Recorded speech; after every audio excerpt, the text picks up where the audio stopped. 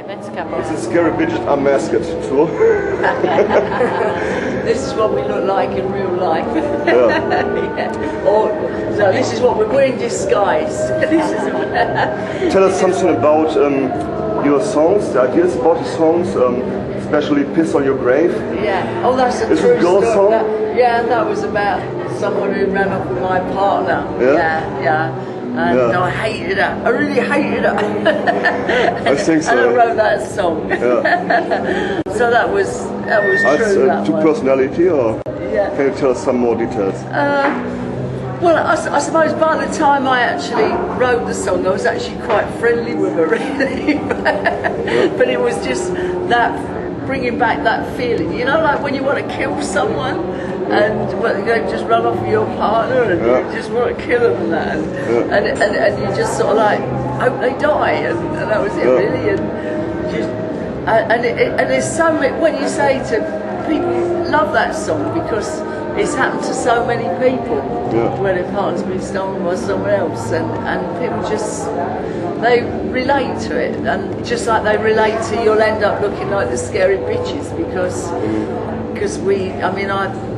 I think when I wrote that song I had all dreadlocks in my hair, black and purple dreadlocks, and I went round my parents for Christmas dinner, and my dad said, come indoors quickly before the neighbours see you.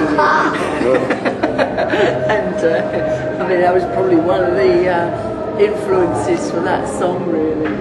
It's just, I think we all go through this stage where our parents don't approve of our appearance and everything, and so that again, it strikes a chord, especially with goths, because and punks and anyone that sort of like looks a bit different, really.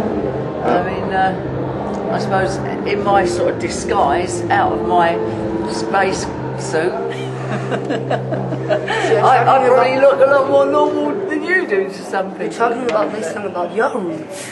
Yeah, really. Our roots. Yeah. Well, I definitely had sort of When it trouble all with my starts. parents. Yeah, really. I think we all Like do. the don't we? feeling, we know the problem because all of them Yeah. they ever heard these words. Yeah. You had trouble with your parents, or your mother, didn't you? No, when you were never. a kid? No, never. Your mother, you always loved the way you looked. Never had a trouble. Tell us something about your new religion, werewolf. Is it safe to sit near you, or must be scared? No, that's about like a little girl who starts her own religion, you know.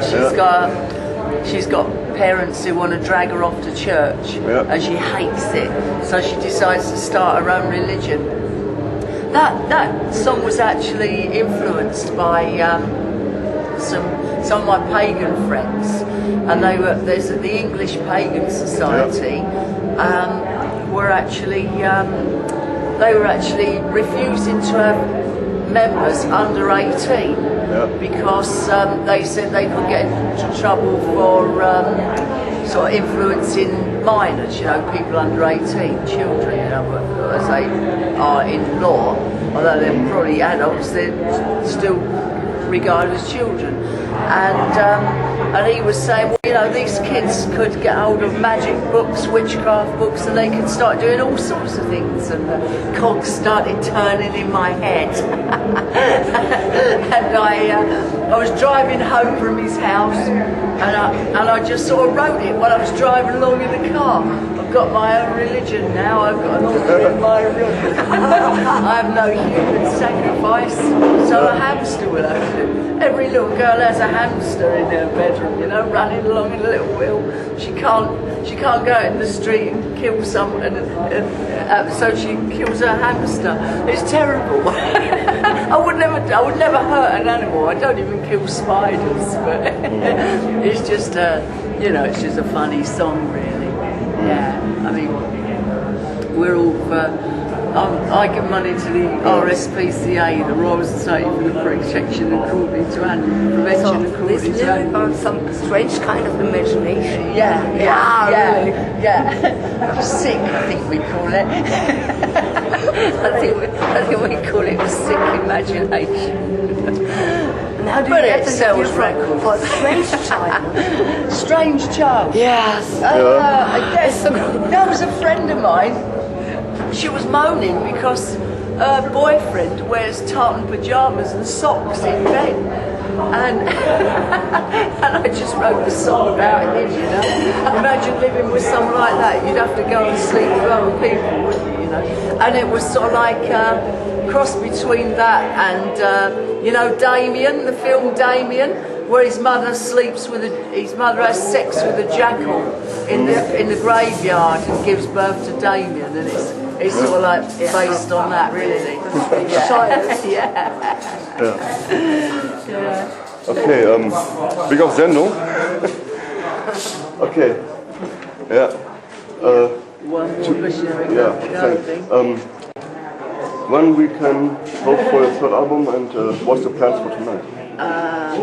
Well, we actually are on our third album. Creepy Crawlies is our third album, but the first album was called No Reflections, and it's sort of been deleted.